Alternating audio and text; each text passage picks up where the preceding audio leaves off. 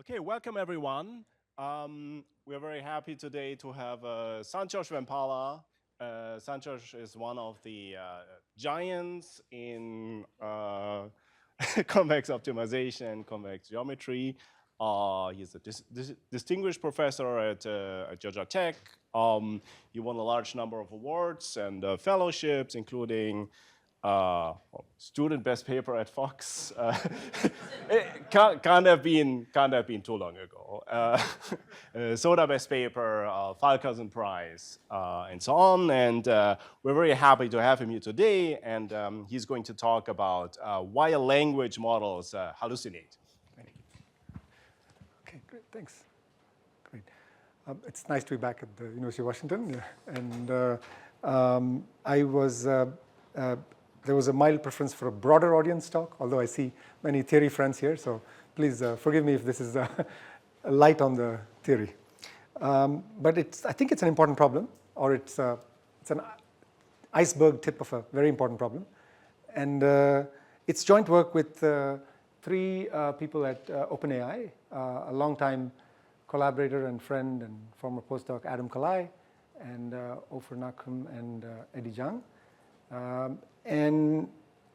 Well, first of all, you should be very skeptical about everything I say, right, in this talk, especially so. And please interrupt with questions at any point. So to start off, this is also Adam Kalai. And it's not a hallucination. It's a real life thing before these things happened. Okay. So I'm going to start off by just defining this, at least the definition we'll use during this talk. What's a hallucination? So from the dictionary, it's plausible but false or misleading response generated by an AI algorithm. This is definition C in Merriam-Webster's as of 2023. But for the purpose of this talk, we'll think of a universe of possible statements or documents, if you like, and they're just labeled. So they're labeled as hallucination or valid, or maybe they're not labeled at all. Okay, but there's a subset that's labeled as hallucination. So it's just a labeling, a 0-1 labeling of incomplete labeling of some set. Okay, so I'm going to summarize the talk in two points. The first point is that pre-training, which you don't need to know, I mean, probably you know, but it encourages hallucination. It actually mathematically, provably, the current pre-training pipeline, causes hallucinations. And the second point is that post-training, which is a very important part of training these language models, should penalize I don't know less than it does errors, and which for the most part is not the case right now. I don't know is considered just as bad as not getting it right. Okay, so just to make sure that this talk is up to date, this is a chat from this morning. I asked GPT to prove that the language A to the I, B to the J, C to the K, where I less than J less than K is context-free, which how many of you agree that this is a valid statement?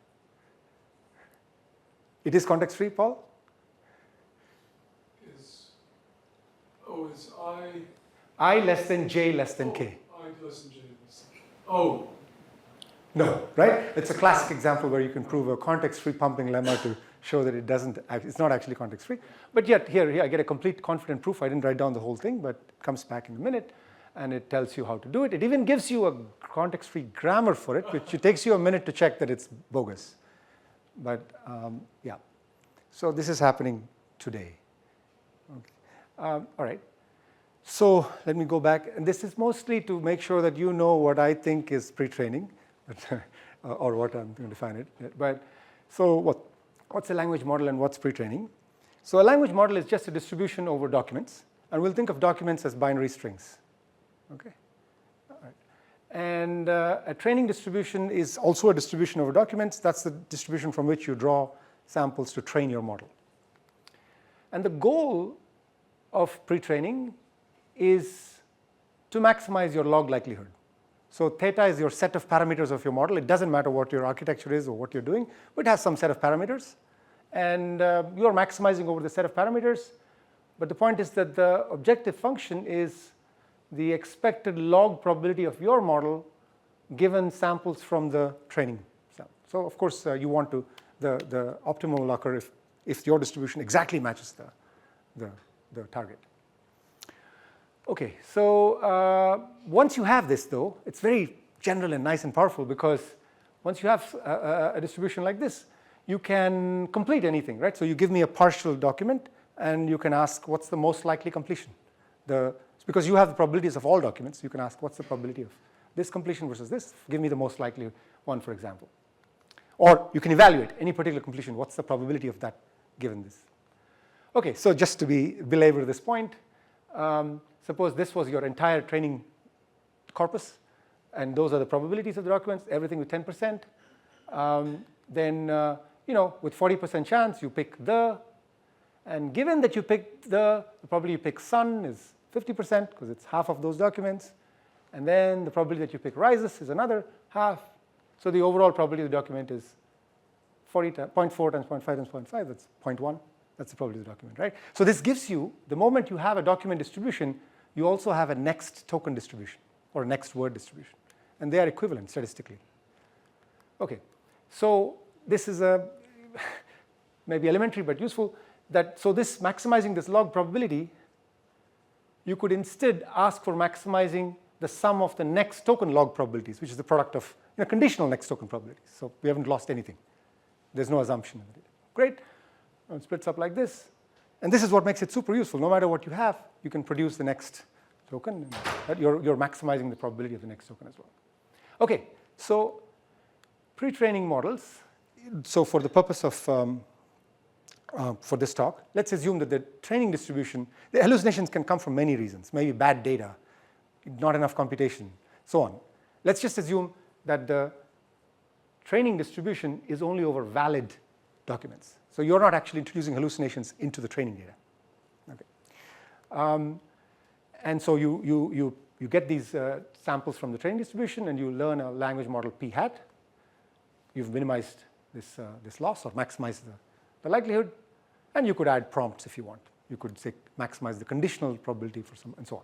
Okay, this is the usual pre-training pipeline. Now, you could say, in this setting, why do you produce hallucinations? So even in this setting, we will see hallucinations, which means that when you sample from p hat, you will see stuff that's is labeled as hallucination, not as valid. And your goal is to mimic p, and that's what they're doing, and that's something that we can do really efficiently with gradient descent, and very sort of a basis of the success of much of what's happening. And yet we produce specific baseless generations, despite the fact that you also see some amazing things like completely grammatically correct. Of course, there's breadth of knowledge, and seems to be correct on things that we all know. Okay, now in principle, language models do not need to hallucinate. You could always output one single sentence. You're fine, right? This is a theoretician, so of course it's nonsense, but you can do that. But more generally, you could just memorize everything that you actually saw in training, because we have no bounds on memory at this point, and output something from there, or output exactly the distribution you saw and what you saw. So then there's no hallucination, right? Well, but this is not interesting because these models are not calibrated.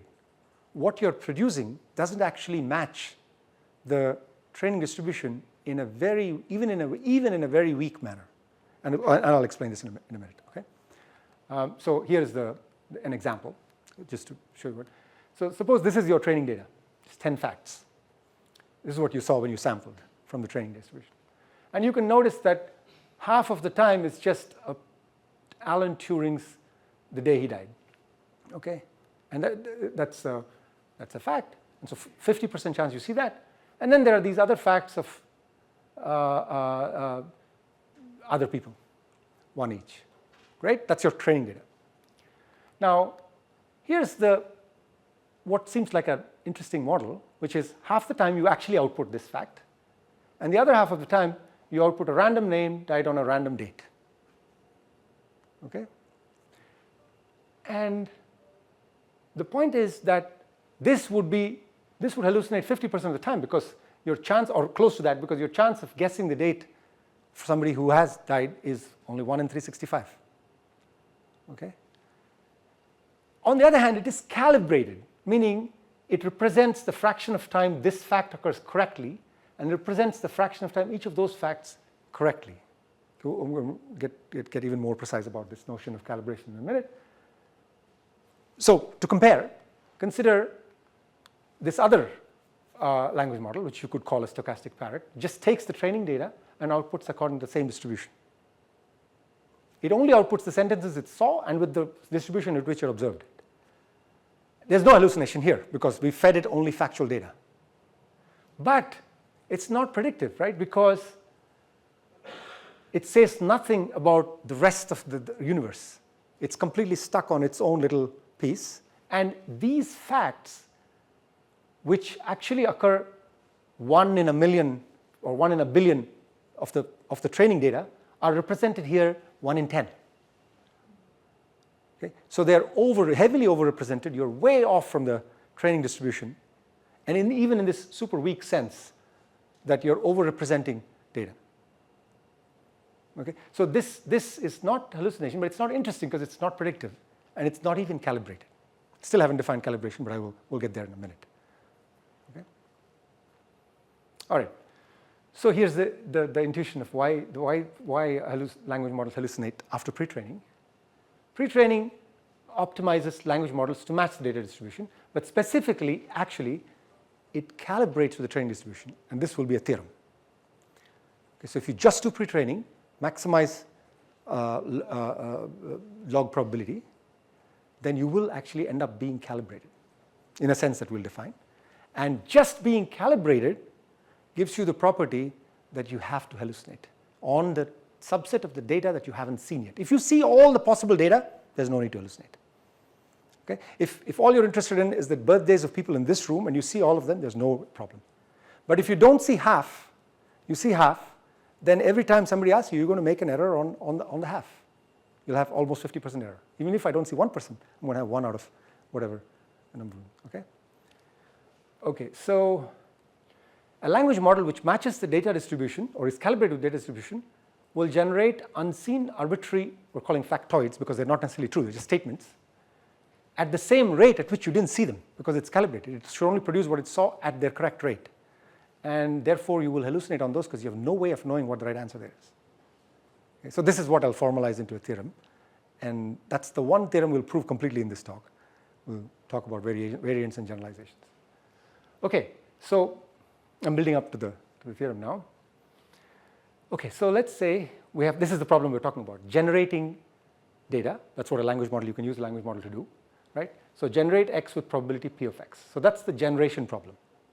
You'd like to learn this probability p so that you match the distribution from which you're drawing samples. Now, there's a different problem, classical learning theory problem that we're all familiar with, which is classification, which is if I tell you some statements, some of which are true, labeled true, and some of which are labeled false, right? In this case, hallucination valid. And your goal is, if I give you a new statement, label it false or true or false. Okay, so this is the classic supervised learning problem. I give you a complete statement, label it true or false, after giving you some data, label data. So valid or invalid. Now, what we'll show is a reduction between these two problems. It's just a classical reduction. Okay? And that will expose the sources of hallucination, so that we'll link the probability of generating hallucinations here with the probability of making errors in classification here. And the errors in classification here are much better understood. We understand errors because of sample complexity, because of limited computation, and so on. Okay? And so that will be the main point. Now, to do this, we're going to take a language model, which just means that for every sentence it has a probability, and turn that into a classifier. We will take a language model, which can assign probability to every document or string, and turn that into a classifier. There's a very simple way to turn into a classifier, right? We'll use this very simple one, which is just a threshold classifier. If the probability is bigger than some fixed threshold, we'll say it's valid. If it's less than the threshold, we'll say it's hallucination. Now, you could have more sophisticated classifiers, but we're just going to use this, and this will suffice for the reduction. Okay? So the classifier is, given a language model, I can turn it into a classifier by looking at the probability of generating that, and if it's higher than some prefixed threshold, I call it valid, otherwise I call it hallucination. Okay? Now we're ready to state the the sort of the toy version of the theorem, that the hallucination rate of this model, okay, is at least twice the misclassification rate of the corresponding classifier minus a correction factor epsilon. This is just it's not even a meta theorem. It's like a intend theorem yet, because we have, yes. So these are the same probability distribution? Like, I don't see how you match the two Good. probabilities. So one thing I haven't defined yet is what is the probability distribution of the training data here. Okay, good. So here we only see positive examples. Good. So here, with probability half, you will see positive examples from the same distribution. With probability half, you will see negative examples, uniform random.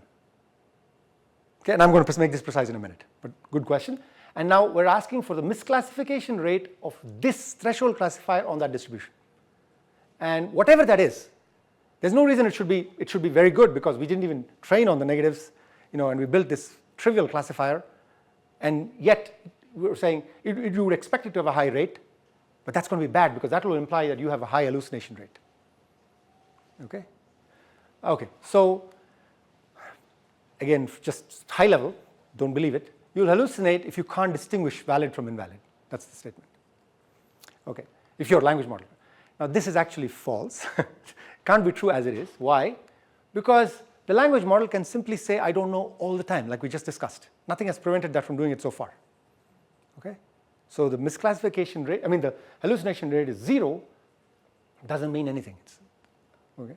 Okay, so let's write down the precise theorem now. So for a training distribution, which is only on valid data, so you're only training on valid, yes? Do we assume that, I don't know, is somehow part of the... We'll make it a more general statement later, but right now in the training distribution, there is no I don't know. Right, and these are all statements that are valid. We're assuming that we're maximizing log likelihood, so there is something preventing from saying I don't know. Because Yes, that's correct. Right. It's just learning a distribution over all strings, and each one has some probability. That's all. There's no, it doesn't. Yeah, unless I don't know is one of the sentences, it won't. Yeah. But okay. So what is it saying? You train on perfectly valid things, and you've got yourself a trained model p hat. Now you ask, what is the probability that from this trained model, when you sample, you get a hallucination? So you're not in the valid set. Right? This is the rate of hallucination. Just what's the probability that your learned model produces a non-valid statement? It's at least twice the probability that the threshold classifier, this is just the threshold classifier, I'm using the threshold 1 over size of number of hallucinations. I fixed the t, the threshold as well. Okay? 1 over number of hallucinations. And if you're bigger than that, you call it valid. If you're smaller than that, you call it hallucination. And you're asking, what's the probability that this matches the true label of this y? And whatever that is, that's the misclassification rate, right? You're not matching the label of the true label with what you're predicting. That's that. Now these are the error terms. What are the two error terms? So actually, let me go back. Hallucination, right? Probability you draw something that's not valid. Misclassification, because the distribution you're sampling from is valid with probability half and exactly the same. And with probability half, it's uniform on the hallucination rate. And I'm using even a fixed threshold. Maybe there's a better threshold. Just use this threshold. That's already a lower bound. So that whether you are bigger than this threshold or not determines your label, and does it match the true label or not. Okay? So that's the misclassification rate. And now this third term is just the fraction of valid statements. If all of your universe is valid, or most of your universe is valid, then there's no reason for you to hallucinate at a high rate. So you're thinking of H as just the Number of... So in some sense, is V a member, is V contained in H? No, V and H are disjoint. V is valid, H is hallucination. Oh, I see. Okay, I see. V is valid, H is hallucination. So the training data has support only in V. Oh, okay. Okay? And you've trained on V, and you've done very well on log loss. And now the point is that you're still going to produce things from H if you're not able to classify correctly.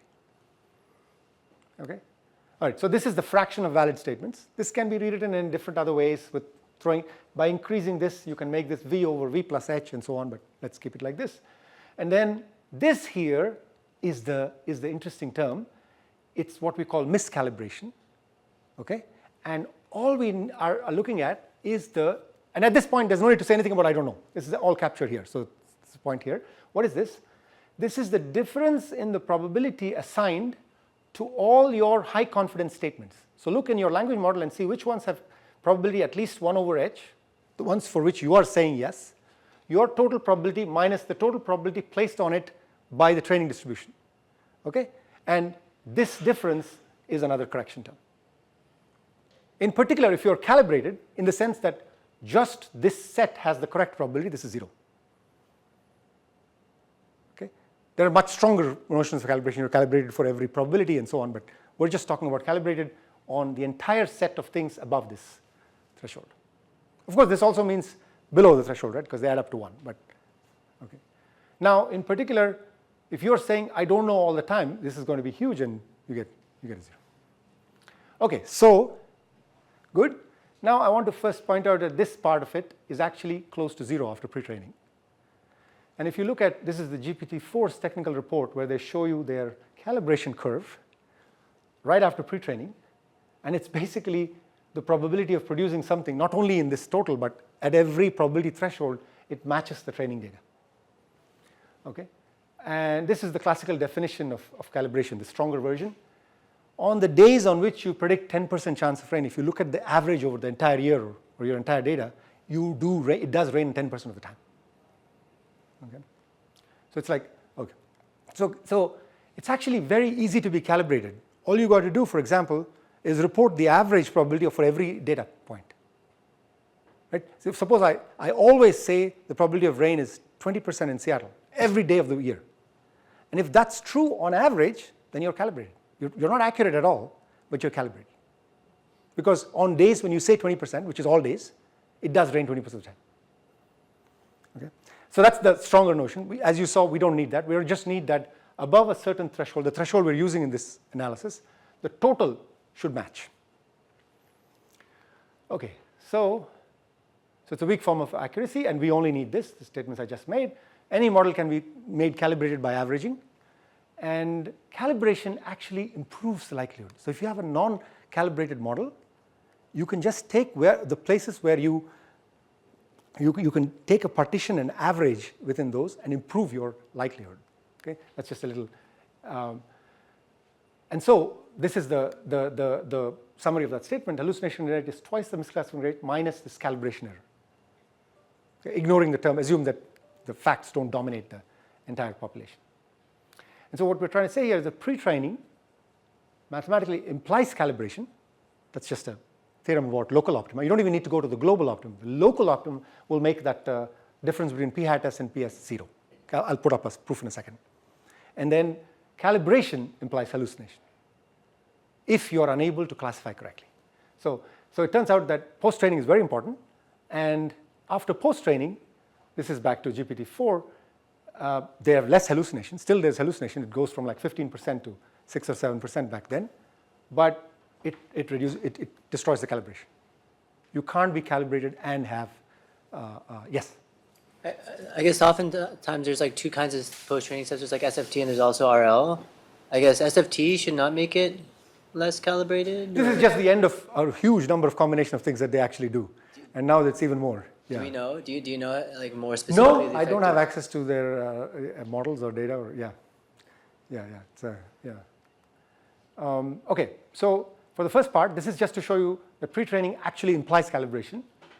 At any current point, P, let me define this P alpha as just a scaling, where for points in this set S, I'm scaling up by alpha, or scaling by alpha, and for points not in S, I'm leaving them as they are. And now I've got to rescale the probabilities to make sure the probabilities add up to 1. And so let's call this the rescale log loss, right? You're drawing from P, but I'm looking at log of P alpha, the rescaled version. And the statement is just look at the derivative of this in alpha, in this one scaling parameter. And the derivative absolute value is exactly this difference. Okay, this is a little exercise. Okay? If you take the derivative of this with respect to alpha, the one parameter alpha, then you will get that the derivative value is this. Okay?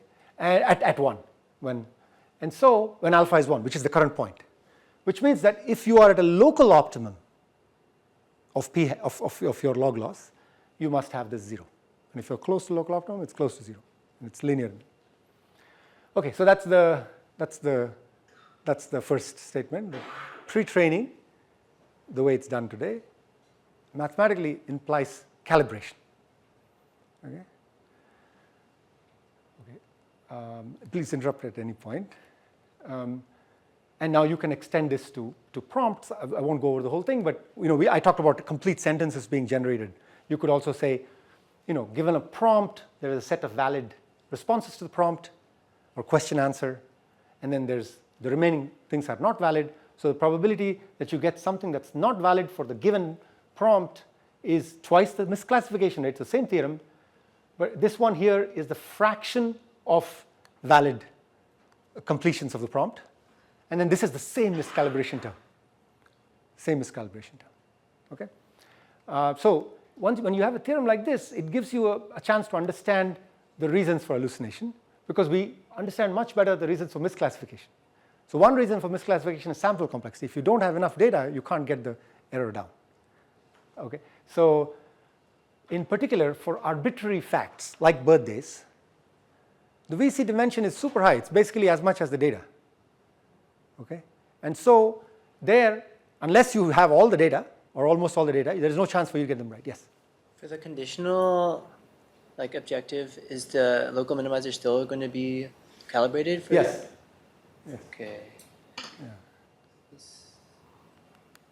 Okay, so then, so that's one. Another case could be a poor model. The model doesn't match. The model isn't very good, for whatever reason. And this was the case, for example, for early versions of GPT, where you would get arithmetic errors and multiplication errors and so on. It could be computational complexity reason, right? I mean, if I train on statements like this, the factors of this are, and you've got perfectly correct training sentences, we know, at least cryptographic lower bounds, that you won't be able to solve this unless you've solved factoring. So you must be solving some huge computational problem unless you think factoring is easy, right? So these are all for classification purposes, and yeah, okay. So this is I want to now prove this reduction, and then we'll see some corollaries, which are standalone corollaries, which means that in these domains, you must hallucinate no matter what. Okay, so that's the statement. The error, the hallucination error, is twice the is it valid classification error. Is it valid? That's the question. And minus these two correction terms. That delta is just the calibration error as we defined it. So that the first line is just the actual distribution. With probability half, it's the same as the training distribution. And with probability half, you're uniform on the hallucinations. And then that's just a reminder of what the classifier is. If it's bigger than 1 over h, you classify it as valid. Otherwise, you classify it as hallucination. Now, I can break up the error into two parts. The parts where, so v hat is what you think are, what the model thinks are valid minus what's really valid. So, you're saying valid, but it's not valid. And then you're saying hallucination, and it's not valid. So basically, you're you're partitioning into the parts, the hallucinations into the parts which are actually from what you think are valid and what you think are not valid. Okay, good. So these are higher probability generations and lower probability bad generations, right? Because we call it in v hat if the threshold is bigger than 1 over h. So these are high probability generations in the model. These are lower probability generations. Now the classification error, let's break it up like this. Those for which, so you're saying high probability, so you think it's valid, but it's actually not. And those for which you think it's a hallucination and it's actually valid. Okay, that's just a partition. So you could call this false positives and false negatives in the classifier, right? Because you're calling it positive, but it's actually negative. You're calling it negative, but it's actually positive. Okay. Now the first claim is that the probability of this part that you will say something is valid and it's not is at least twice the probability in the training distribution of being from your set and not valid. And this is the proof. Look at any one element that enters this set, v hat minus v, On the left, to enter it, you must have probability at least 1 over h. Otherwise, you're not. And on the right, if there's a 2 there, and the probability of that by definition is 1 over 2h. So this is just a simple statement. For element by element, you're done. So that compares, this is at least twice this. Now, let's look at the second statement, second part of this, which is the probability that your language model is calling something, is hallucination which is actually valid, right? And this is, you look at the total probability of what you think are hallucinations, and subtract from this the intersection. This is just set difference, right? H minus v is h hat minus h intersect v. This I'm leaving now. Now I've done two things here. This stayed as it is, and I replace the language model's probability with a plus and a minus with the true training distribution. This term is still here, and then we've added a p and subtracted a p. Okay, why? Because this is the calibration error. This is exactly calibration error, right? Because whether you look at the difference on the hallucination part or you look at it on the valid part is the same. So this is the calibration error. So this is the delta, and then this one is twice this intersection, and over here, these here, let's upper bound by all of v. There's only v over h of them. Okay, because each of them gets only probability 1 over h at most. So that's that. And now you add this inequality with this inequality, and you get the theorem, the final theorem. Right? Because the sum of these is the error of hallucination. The sum of these is the classification error, twice the classification error, and then you have the two correction terms. Okay? Okay, so thank you for bearing with the proof. We're not hiding anything, it's just reduction. Now let's see some corollaries. So now you've done the work. Okay, so first, arbitrary facts, and we'll do it in this prompt query setting. Let's say each prompt or query has a response set CQ. These are valid responses. And you can even look at, so the way the database is designed, or the training document is designed, training distribution is designed, is that the response is valid for something uniformly random in a set of responses. Kind of think of them like birthdays or who ate what, when, where. This type of facts are arbitrary, and they think of them as uniformly randomly chosen. Okay? You could make the distribution more general, but it's randomly chosen, and that's the valid one. It could also be I don't know. Those are the two valid responses. And the rest are not valid. But yeah, these are examples. And now, here's the interesting thing. Let's call MM the missing mass, the fraction of valid pairs that you haven't seen in your training data. Okay. And so then the corollary we get from the previous two theorems is that for arbitrary facts, for any trained model p hat, the error, the hallucination rate in expectation is at least the missing mass minus, so that's the calibration error, and this is a constant over the number of invalid responses. So if you had, let's say, true false question, not true false, sorry, 1 second, we'll get true false. 10 valid, you need to pick 1 out of 10 choices, like in an exam, right? Then this is saying whatever fraction of the mass you missed, if you didn't see half of the possible questions, and minus 2 over 10 minus delta. So you will hallucinate at that rate. And here there's nothing about if you make errors, if you don't make errors, you will hallucinate, period. Okay? Yeah, and you can get this rate as an upper bound with a simple language model. So this, now you can ask, this missing mass sounds nice, but how do I know what the missing mass is? I only see some fraction of the data. Right? I see some fraction of the data. I don't know what fraction of the data it is. Right? How do I know what the missing mass is? This is a well-studied computer science problem, goes back to Turing.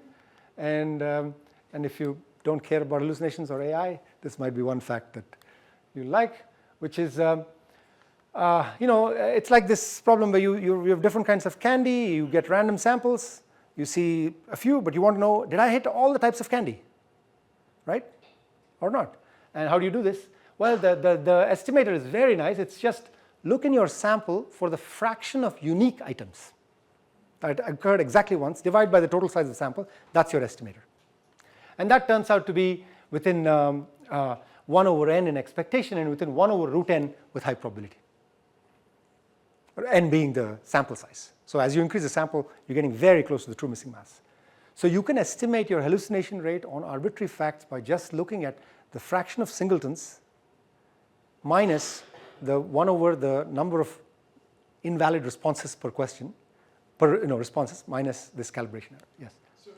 So it's critical here that your sample is uniformly chosen from a distribution, right? So if for you example, mean the invalid, the hallucination part? The training data is drawn independently. The distribution. But the samples that you are seeing. Yes. But for example, I'm just gonna, if suppose you're putting in your random data from the internet, which is missing a lot of mass, but it just so happens that we have the data from the internet. We also have all the things that crawled it and replicated the data somewhere. Mm-hmm. So, so does that missing mass, is that still a good? Yeah. Yeah. So the underlying data can be anything. All you need is independent samples. I see. So you're doing the independent. The independent samples. Yes. Okay. Right. Okay. And so this Turing estimate of hallucination rate, we just told you about. You can do it for arbitrary facts, and this is just give you. So in fact, I can replace missing mass by the fraction that you see exactly once in your training data, minus this fraction of reciprocal of bad completions, minus something that goes to 0 with the sample size, and then this calibration error. But so this is the training, so you're assuming the training data was drawn somehow independently as opposed to crawling the entire web. Yes, we are assuming that the training data is drawn, is independent samples from something. Yes, absolutely, for this estimator. The missing mass theorem has got nothing to do with that. Right. But to estimate the missing mass for this estimator, we're drawing. Now there are generalizations of Turing like, oh, if it's instead of independent, they come from a Markov chain and so on.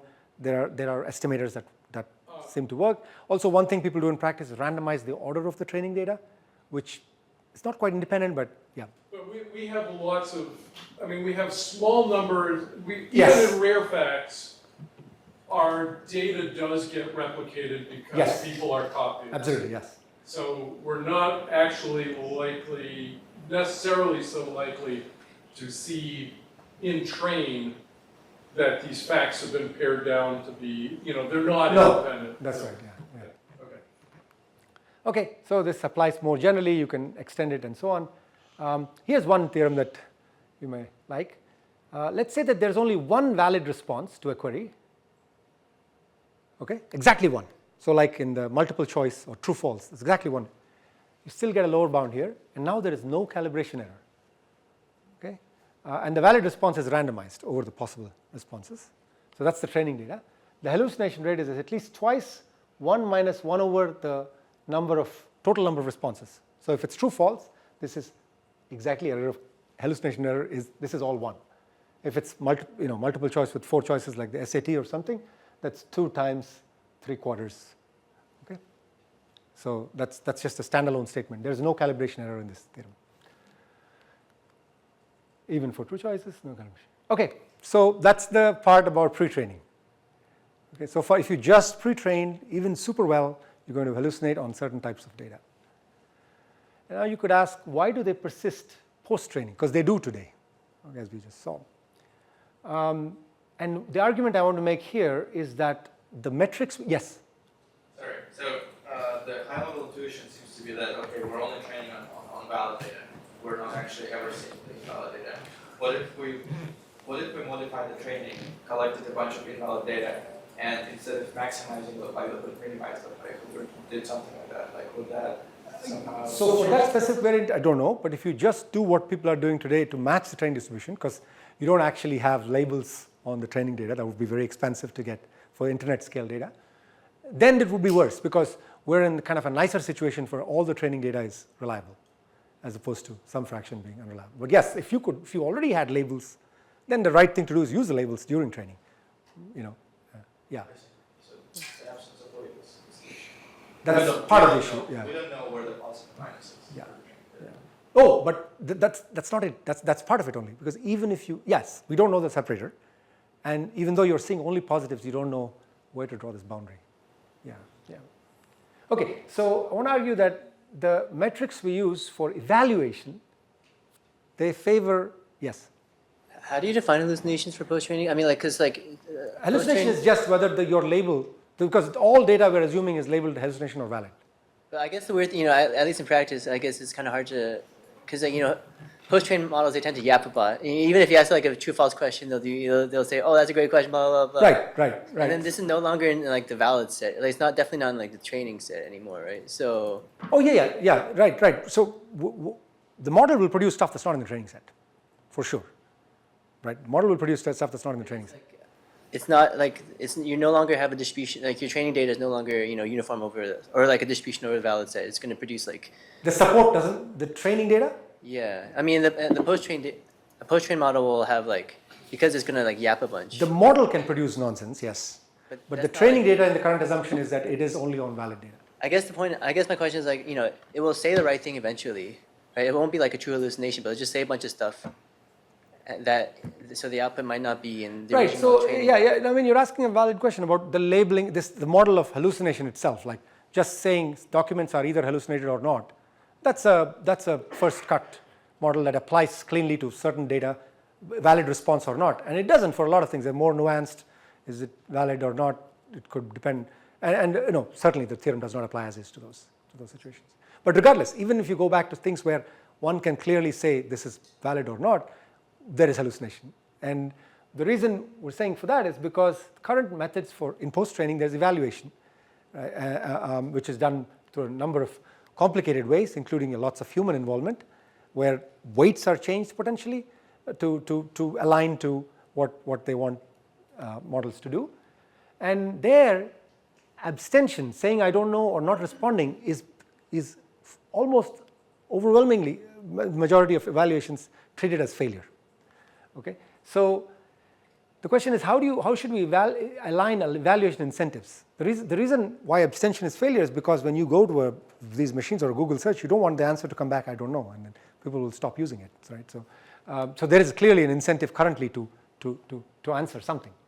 So current evaluations are binary and they penalize I don't know the same as errors, and this is just a chart of most of the well-known evaluation benchmarks that are used today by frontier models, and basically they all do binary grading. Okay, what we'd like instead is that the model should output I don't know if its confidence is less than some target confidence. Okay, which is what we would do, right? Or at least yeah. Now, okay, so that's the goal. How do we get there? So, for example, Anthropic, instead of using just correct as the accuracy as the benchmark, sometime last year switched to the net score, which is number correct minus number wrong. Okay, so the way they evaluate their models on benchmarks is look at number correct minus number wrong. Okay, now this actually is the same as scoring 1 for correct and minus 1 for wrong, right? You score 1 for correct, minus 1 for wrong, which means what should your confidence be before you start guessing? 50%, right? If you're less than 50% confident, you should say I don't know. If you're more than 50% confident, you'll say what you think is the answer, right? That's just a statistical fact. That's what you would do in this. Okay, so optimal behavior is this, and this is perhaps better than always guessing, but it's not uniformly appropriate. 50% may not be the right threshold for some things, and maybe it's too high a threshold if you're trying to write fiction or whatever, right? So what we propose is open rubric evaluations. Okay, so the rubric for evaluation should clearly specify how errors and abstentions are going to be scored. Okay, there should be no ambiguity. And so, for example, if I say the error penalty is L and abstention score is 0 and the correct is 1, let's say, this corresponds to 1 for correct, 0 for wrong, and L over L plus 1 for abstaining. So you get something in between 0 and 1 for abstaining depending on what confidence level you'd like to get. Okay, and so in this case it's optimal to guess if you're more than L over L plus 1 confident, otherwise you should say I don't know, because you'll get a better score. Okay, Now, so here's an experiment that my co-author did. I played no role in this. There's this nice database of factual questions, about 4,000 of them, and closed rubric means no rubric, just evaluate without any scoring is not mentioned.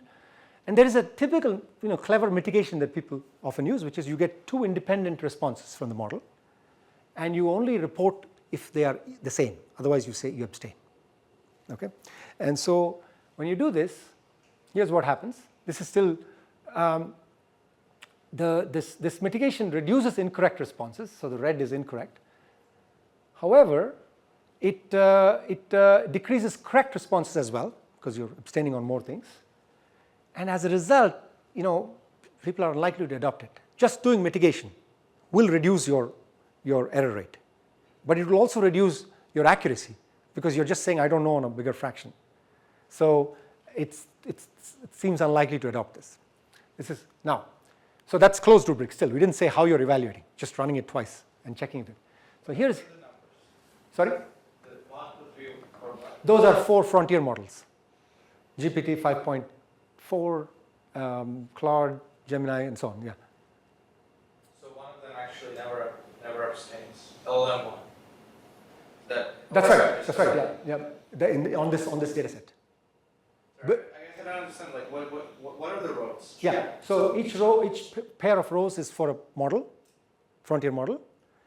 The top row is without mitigation. Like you just ask it once. The next row is you ask 2 independently twice, and if they agree, you report. If they don't agree, you say, I don't know. You abstain. And so when you start doing that, you increase this gray areas where you're abstaining. So you start abstaining more. Of course, your errors are going down, but your accuracy is also going down. Okay, maybe this is expected. So now let's do this.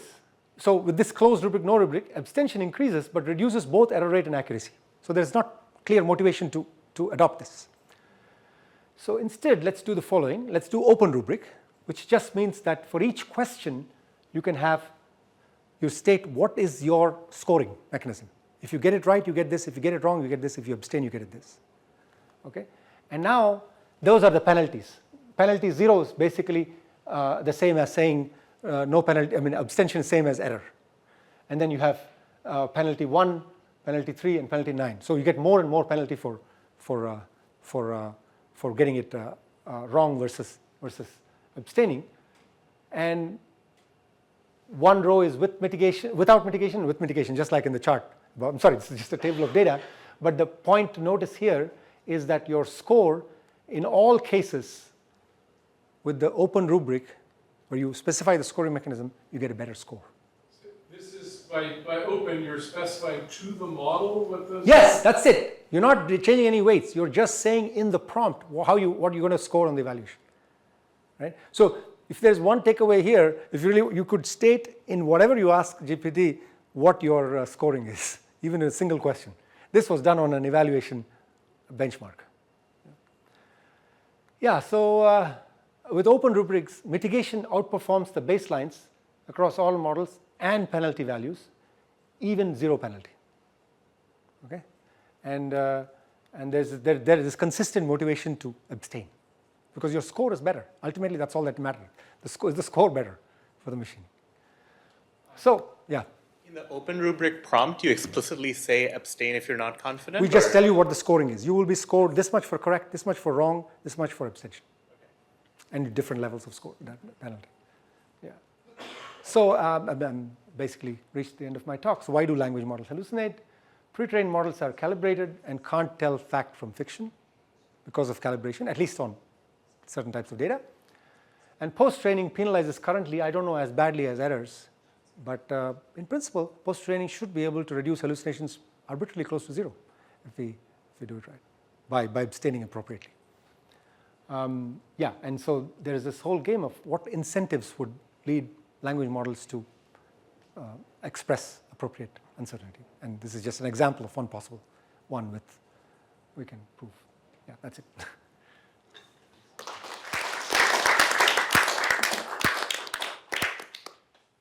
All right, any more questions? Yeah, So this idea of this classifier, like, oh, let's just say that it's a hallucination if the log probes are too low, right? That's like a very classic idea of like how to try to deal with it. Essentially, it seems like experimentally it seems to not work. Right. So and yet this is exactly how you do the reduction from the generator to the classifier. So I guess if it's interesting that empirically it doesn't work, and yet when you do this reduction, it gives a strong data. So when you use it empirically, you want to have low classification rates, and this is a naive classifier, so it makes sense. It doesn't work a lot. What we're doing here is proving a lower bound on hallucination rate, and so if you prove a lower bound using a potentially terrible classifier, that's an even better lower bound, right? I'm not proving a lower bound against the best classifier. I'm proving a lower bound against this naive classifier, and saying even whatever error rate the naive classifier makes, your hallucinator, your language model is going to hallucinate at twice that rate. It doesn't matter, how if you had perfect data and if you had zero log loss. Yeah, I guess it's just kind of surprising that in theory this reduction it gives this strong result, and yet in practice, this looking at log probes essentially is meaningless. Right. For the classification problem, that wouldn't be the right thing to do. Yeah, but the point is, even you could have. So the situation is, you could have an extremely good classifier with other more sophisticated techniques, and yet your pre-trained model is going to keep hallucinating because it only matters what this naive classifier is able to do on it. It's not a lower bound on the supervised learning problem. It seems current reasoning models hallucinate less. Do you think that could be because of perhaps the evaluation rubric is more? Yeah, that's a complicated question. Definitely the hallucination rates have gone down. They're still at a few percent and so on. Like what I put up there is a reasoning example, right, with the context-free grammar. But there are many situations where it's gotten better and better. And in principle, for systematically verifiable facts, there's no reason to hallucinate. As long as there is a small program that can check the output and label it like math, there is in principle, no reason to hallucinate. And I don't know actually what they're doing today in post-training to improve these models, but many of our friends are working there. So hopefully something good. Yeah. Okay, maybe one last question. Thank you. So there is another viewpoint on LLM hallucination from a small lab in the UK that it could be a information theoretic compression failure in the model. So I was wondering if you had any perspectives or viewpoints on that sort of framing for LLM hallucination and compares to the way you studied it. Yeah. I'm not familiar with that precise one, but certainly the argument I presented is entirely information theoretic, especially if you go down to the corollary. Right? We don't worry about the actual model or time complexity. It's a lower bound it's a statistical lower bound for one path, the corollary which talks about when the BC dimension is high, when the missing mass fraction is low. But there are other reasons potentially which are not information theoretic and could lead to hallucination, and that's when your model is either too weak or the problem you're trying to solve is computationally too difficult. Thank you. Yeah. All right, then let's thank Santosh again. And,